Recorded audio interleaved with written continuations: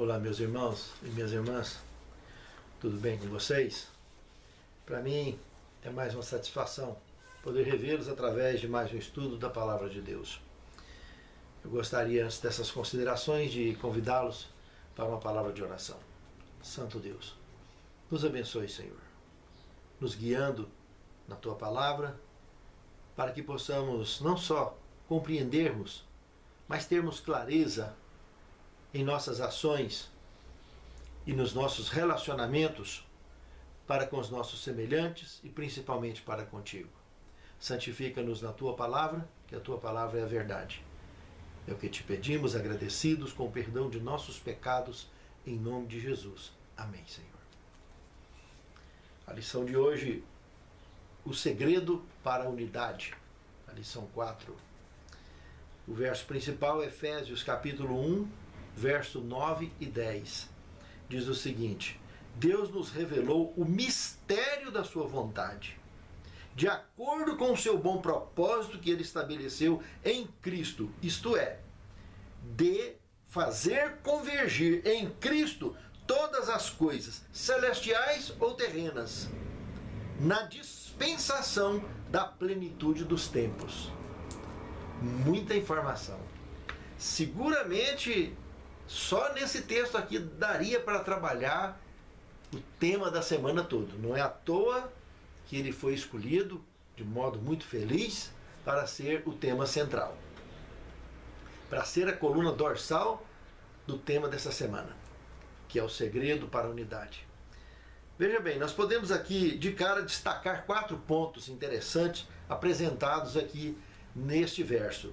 O primeiro deles, que já está revelado, então não é mistério mais.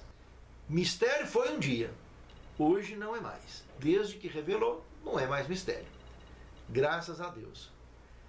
E qual esse mistério?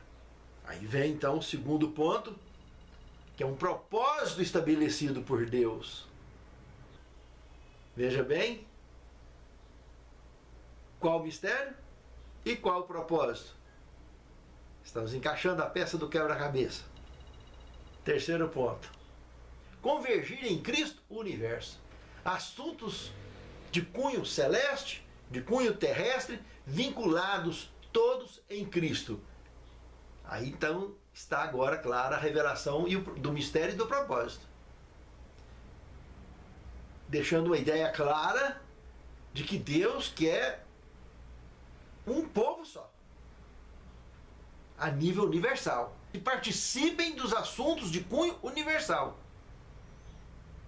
Tudo vinculado em Cristo. Porque Ele assumiu esse comando pelo seu êxito glorioso no Calvário.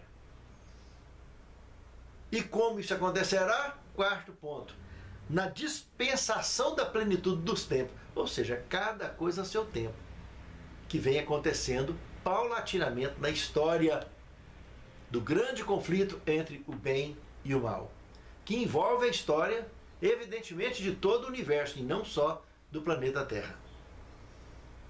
O pecado começou no céu um dia, contaminou aqui o planeta Terra, seres de lá foram lançados para cá. Então há uma mistura de raças, de culturas, de inteligências diferentes aqui nesse planeta, aqui em nossa galáxia. E especialmente então se tratando da Terra, porque foi aqui, no planeta Terra, que Ele, Jesus Cristo, morreu. Foi aqui que o Pai amou o mundo de tal maneira que deu o seu único da espécie. E será aqui o centro de administração do universo num futuro muito próximo. Por isso esse nosso planetinha é muito especial aos olhos de Deus. Mas porque eu e você estamos aqui. Foi por mim e por você que aconteceu tudo isso. Para que tivéssemos a oportunidade de voltarmos a fazer parte de uma raça pura. Essa raça especial que vive no universo. No universo não caído. E para isso, Cristo pagou o preço para resgatar a mim e a você. E nos livrarmos então da condenação do pecado. a cada passo da história da humanidade, a dispensação do tempo, aqui chamado no texto bíblico, nós vimos passagens envolvendo questões universais, como o dilúvio, o chamado de Abraão, o chamado de Israel, o êxodo, o nascimento do Messias, morte e ressurreição do Messias, o apostolado, a arrancada evangelística da igreja primitiva, e nós hoje, com o compromisso de fecharmos essa missão ao lado da divindade. Isso é muito interessante, é muito envolvente. E nós temos toda uma estrutura escriturística sagrada da Bíblia, como também da palavra viva do Espírito Santo em nossos corações, nos guiando e nos promovendo ao avanço da causa aqui neste velho mundo. E de uma forma clara, temos a revelação diária e a manifestação diária do Espírito Santo, que nos leva a compor com a nossa missão, como um todo, como igreja, como povo de Deus, a compor essa plenitude tão aguardada pelo Senhor, para que a sua obra alcance com perfeição, como tudo dele é perfeito, o projeto da redenção. Então cada coisa a seu tempo tem acontecido e vai continuar acontecendo. Aceite eu ou não, me envolva eu ou não, envolva-se você ou não, aceite você ou não. As coisas acontecem, estão acontecendo e continuarão acontecendo. E ele voltará. E onde estaremos nós? Onde estamos nós agora? É o mais interessante. Porque se agora estamos bem, com certeza amanhã estaremos também. Que Deus nos abençoe. Segundo tema, bênçãos em Cristo. Aqui temos Efésios capítulo 1, versículo 3 até o 14. E poderíamos destacar também 4 pontos muito importantes dentro desse contexto. O primeiro deles é que nós fomos adotados pelo Pai. Nos tornamos filhos de Deus por adoção em Cristo. Por isso, bênçãos em Cristo. Segundo, dentro desse contexto, é bastante claro e nítido que nós fomos selados no Espírito Santo. Ou seja, a terceira pessoa da Santíssima Trindade nos sela nessa unidade em Cristo, nessas bênçãos em Cristo. O terceiro ponto é que nossa salvação glorifica a Deus e sua obra. E o quarto ponto, não poderíamos jamais deixar de citar o Evangelho de João, capítulo 3, verso 16, que ele nos amarra completamente nessas bênçãos em Cristo, quando revela que amou o mundo de tal maneira que deu o seu único da espécie, para que todo aquele que nele crê não pereça, mas tenha vida eterna. Tem bênção maior do que fazermos parte de uma família eterna? Membros da família de Deus? Maravilha, né, irmãos? Derrubando a parede, terceiro tema. Aqui entramos num ponto delicado, meus irmãos. Essa parede, pelo tema estudado aqui em Efésios capítulo 2, do verso 11 ao 22, não dá a outra, o preconceito. Essa parede tem dado problema na história da humanidade. Tem criado separação. Infelizmente, isso ainda arde e destrói como nunca, irmãos. O maldito preconceito. Infelizmente, no planeta Terra, em diversos lugares, existe isso vinculado até a documentos. Se a pessoa pertence à religião A ou B, se a pessoa pertence à etnia A ou B, se é preto, se é branco, seja lá o que for. Meus amados, tudo isso, de forma literal, no fundo, é uma forma de privilegiar uns e prejudicar outros. Isso é coisa de cunho satânico, irmãos. E infelizmente tem igrejas em países que deveriam ocupar a frente do exemplo cristão, tem igrejas para negros, igreja para brancos.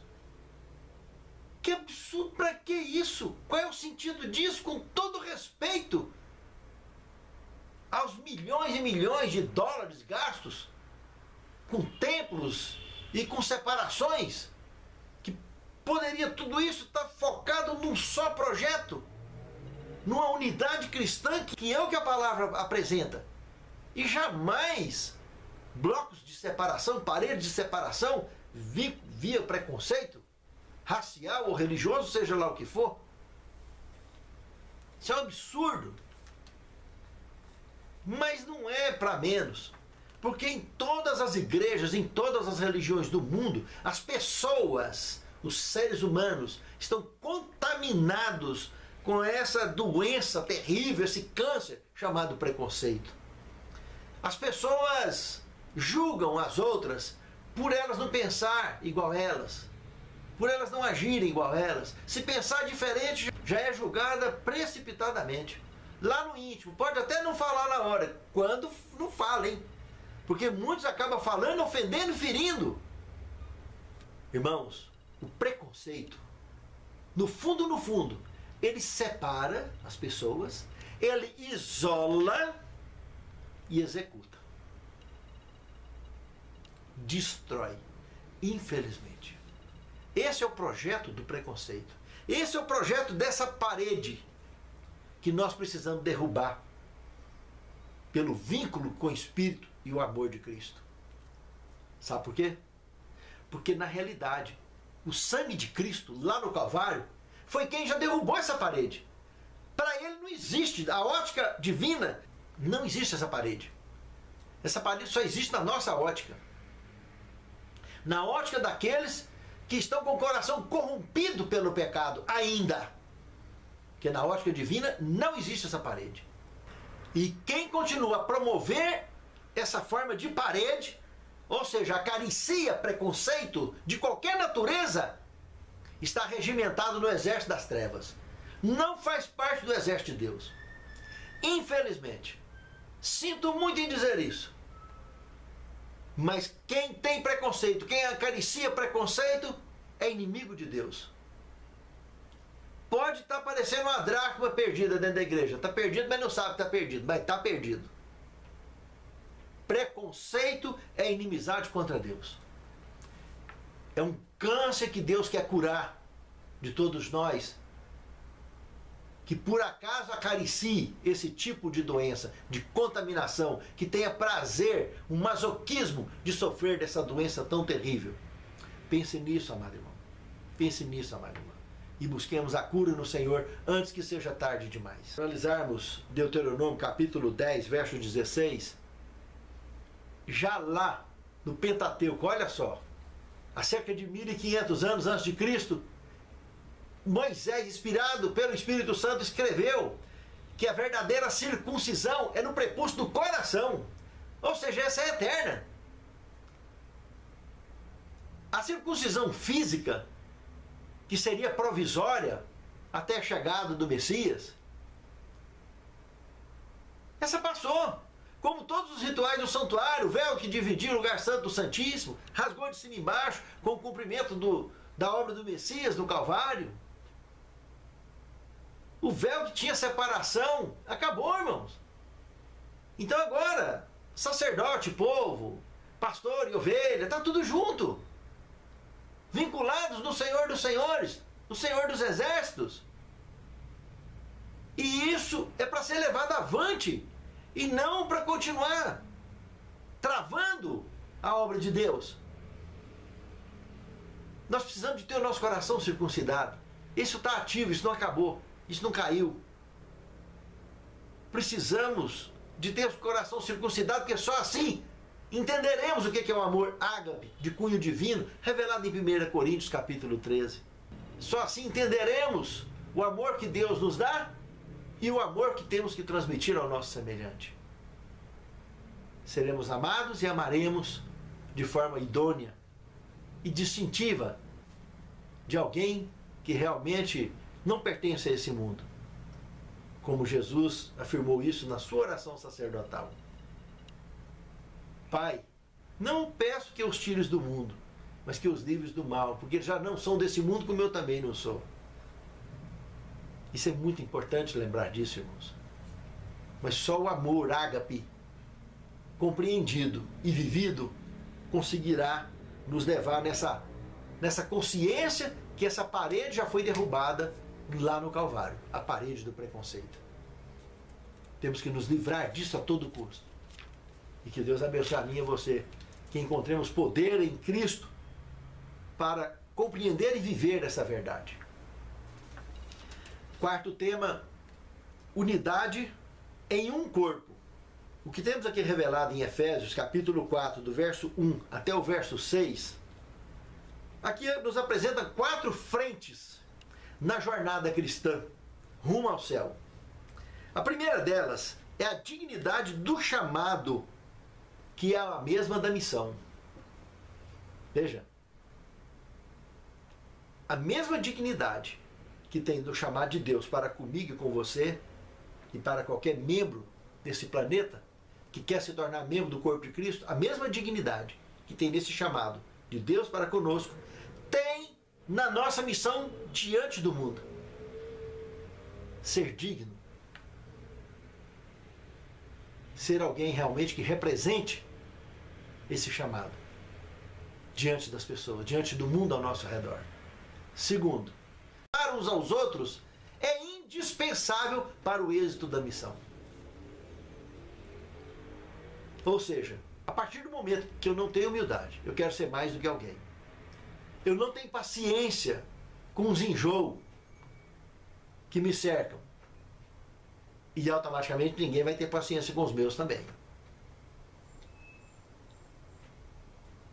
E eu não consigo suportar certas pessoas dentro da igreja ou à minha volta. Não importa se é em casa, se é no trabalho, e isso está difícil. Precisa melhorar urgentemente, porque se isso não acontecer, a dignidade do chamado está sendo arranhada. E a dignidade da missão, então, nem se fala. A terceira frente apresentada aqui é preservar a unidade cristã pelo vínculo da paz, guiados pelo Espírito Santo.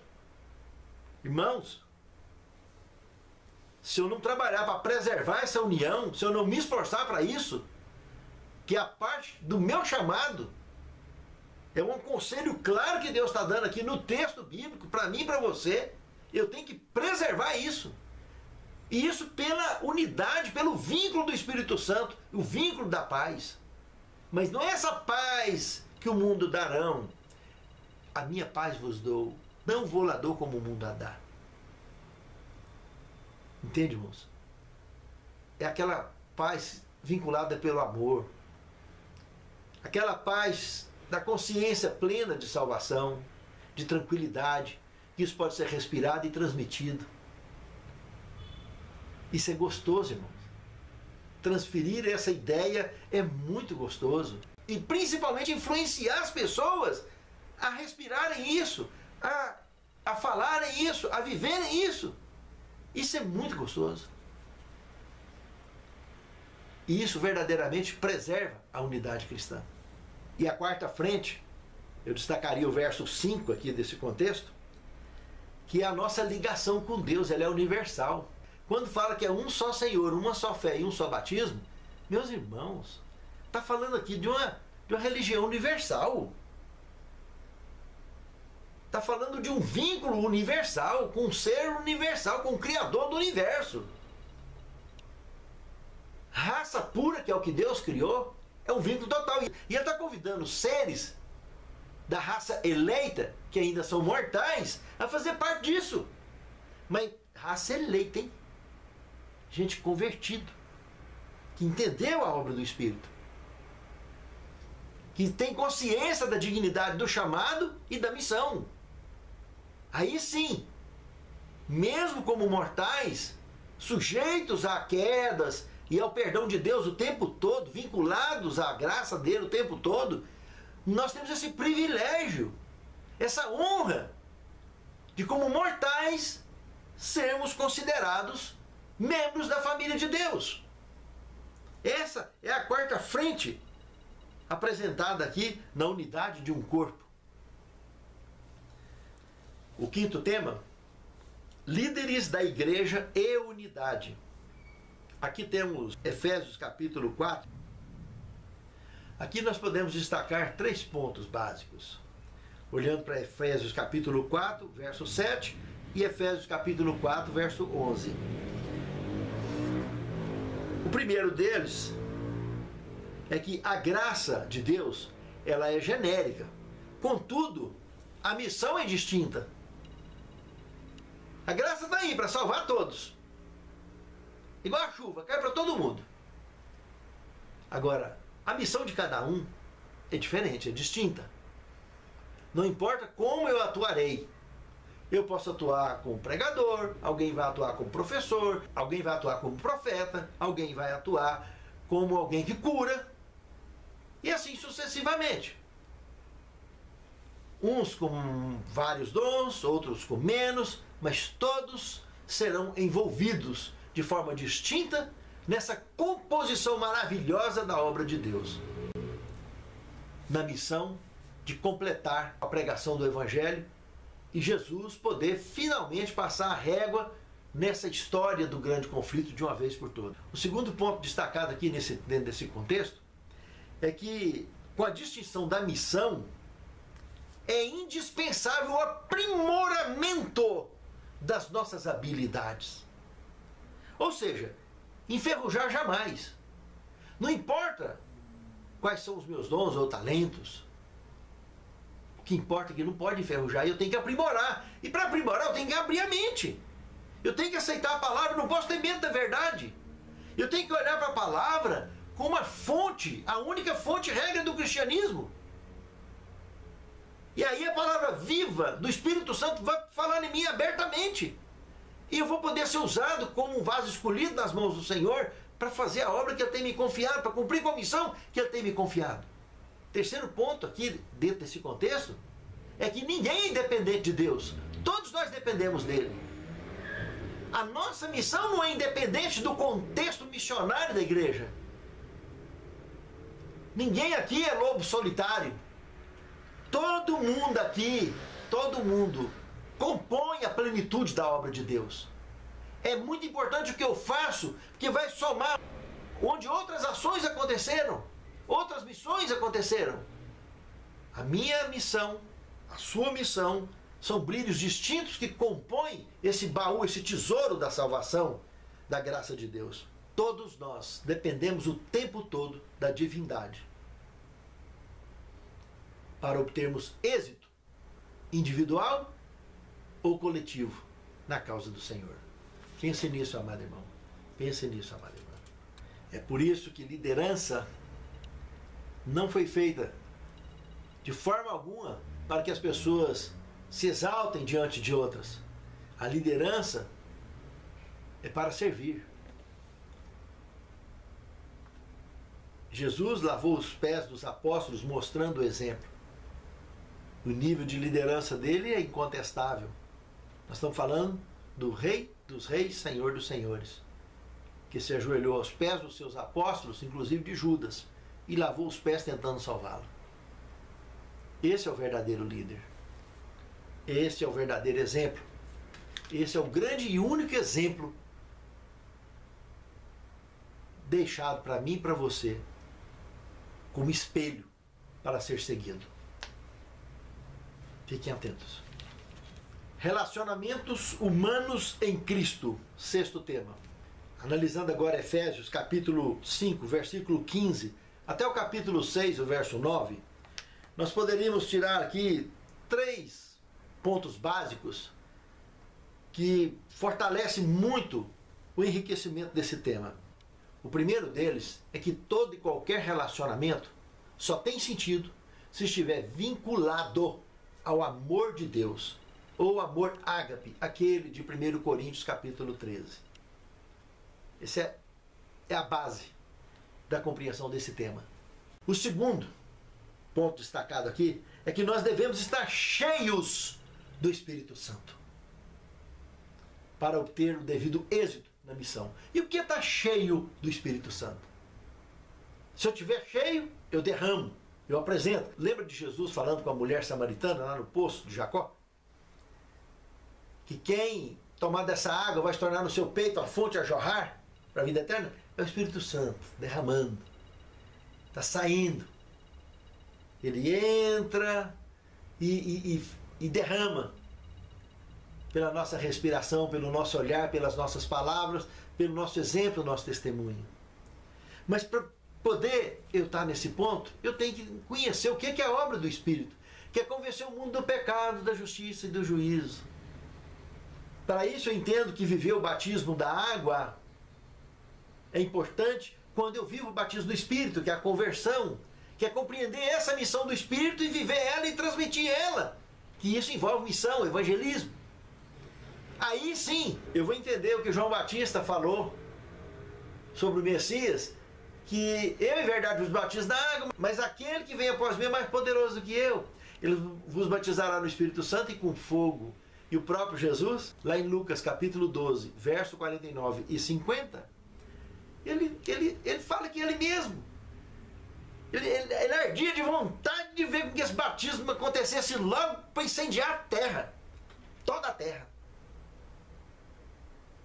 Jesus sozinho ia fazer essa obra. A missão dele incendeia a terra, mas incendeia através de mim e de você, que são as centelhas de evangelistas, pequenos, médios, grandes, e esses vão se envolvendo nessa mata e incendiando o planeta com essa obra do Espírito. É o entusiasmo necessário para poder levar essa missão avante, cumprir com essa missão. É ter amor por ela.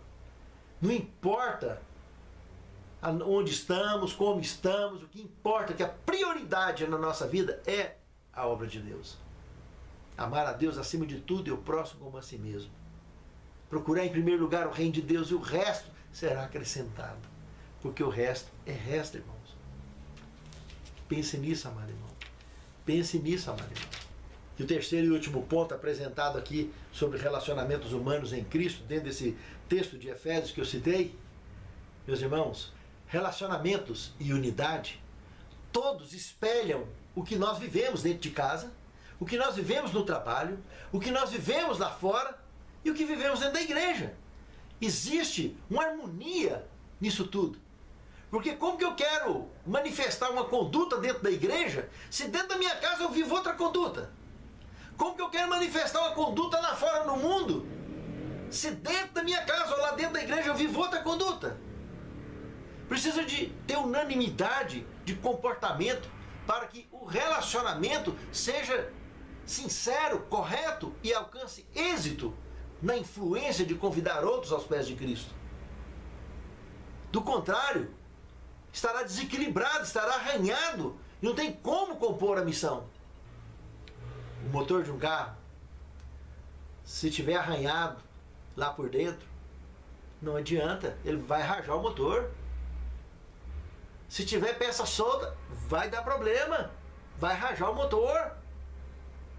Nós precisamos estar justos, alinhados, preparados, lubrificados no óleo do Espírito, para que possamos de fato funcionar redondinho, com eficiência necessária para nos conduzirmos aonde quer que seja, através da graça de Deus e da direção do teu Santo Espírito, porque assim é todo aquele que é nascido do Espírito. É igual o vento. O vento sopra onde quer, ouve a sua voz, mas não sabe nem de onde ele vem, nem para onde ele vai. Assim é todo aquele que é nascido do Espírito. Mas para isso a máquina tem que estar funcionando direitinho, tem que estar redondinha. E ela só fica redondinha se eu refletir lá fora aquilo que eu vivo aqui dentro. Se eu refletir lá na igreja o que eu vivo aqui dentro. Aprender a amar quem está do nosso lado e conviver bem com quem está do nosso lado. Aprender a conviver bem com quem é nosso vizinho. É verdade que em Romanos 12, 18, Paulo comentou, se possível, tende paz com todos os homens. Tá certo que vai ter casos que, infelizmente, as pessoas não querem mesmo. Mas nós não podemos julgar isso. Não é conclusão minha nem sua dizer que a pessoa não quer. Isso Deus sabe. O importante é fazer da nossa parte. O resto é resto. Tem tem gente que não adianta, eles não querem mesmo. Essas pessoas repelem a verdade. E, consequentemente, quem está com a verdade, quem está falando a verdade, quem está pregando a verdade, o que resta fazer por essa pessoa é orar a Deus, para que Deus consiga que os acontecimentos da vida dela sejam convergidos a uma conscientização maior, a uma reflexão maior, onde ele possa encontrar a oportunidade de tomar a mesma decisão que eu e você tomou. Mas não cabe a mim julgar quem é que quer, quem é que não quer. Devemos fazer da nossa parte. E aí sim, estaremos refletindo a unidade que temos com Cristo e com os semelhantes que vivem ao nosso redor, em qualquer área onde estivermos andando pelo mundo. E teremos condições, pela graça de Deus, de cumprir com êxito a nossa missão. Para finalizar, 7º tema, chamado exemplar. Queria citar um texto de Testemunho para a Igreja, volume 9, página 190 a 191, que diz o seguinte: por sua vida, Cristo fundou uma religião em que não há classes sociais. Judeus e pagãos, livres e servos, são iguais perante Deus, reunidos por um vínculo fraternal. Nenhum exclusivismo influía em seus atos. Não fazia distinção alguma entre compatriotas e estrangeiros, amigos e inimigos. O que lhe atraía o coração era a pessoa sedenta da água da vida. Só isso. Nada mais. Meus amados, olha lá nos 12. Um pequeno exemplo. Mateus, publicano e coletor de impostos. Pensa se tinha gente mais odiada para os judeus do que um judeu trabalhar para o Império Romano, cobrando, explorando como era a opressão romana contra os próprios judeus. Pensa o tanto que esse indivíduo era odiado. E Jesus o chamou para fazer parte dos 12. Pedro, que era pescador, era vítima desses coletores. Porque ele trazia o pescado e tinha que dar o pescado, boa parte do pescado, como imposto. Isso é muito grave, irmãos. Jesus reuniu lados dificílimos da sociedade, daqueles dias, nos 12. E conseguiu harmonia entre eles. Judeus ortodoxos, judeus liberais, judeus tendenciosos, membros de seitas, fariseus, saduceus, essênios, zelotes, todos foram tratados de forma unânime, amorosa e atenciosa. Deficientes, miseráveis, pobres, prostitutas, alcoólatras, todos foram tratados com dignidade. E teve a atenção do Salvador, e tem, vai continuar tendo. Por que que eu e você temos que ficar criando paredes? Por que que eu e você temos que ficar promovendo preconceito? Pense nisso, amado irmão. Pense nisso, amado irmão. A obra precisa avançar. E só depende de mim e de você. Jesus só não voltou até hoje porque eu e você não terminamos a nossa missão. Cumpramos com a nossa parte da missão, com a nossa parte desse projeto. E Jesus estará voltando. Santo Deus, nos encha do teu poder, da convicção da salvação e da certeza de que em ti conseguiremos cumprir com a nossa missão e poderemos em breve ver Jesus voltar nas nuvens dos céus.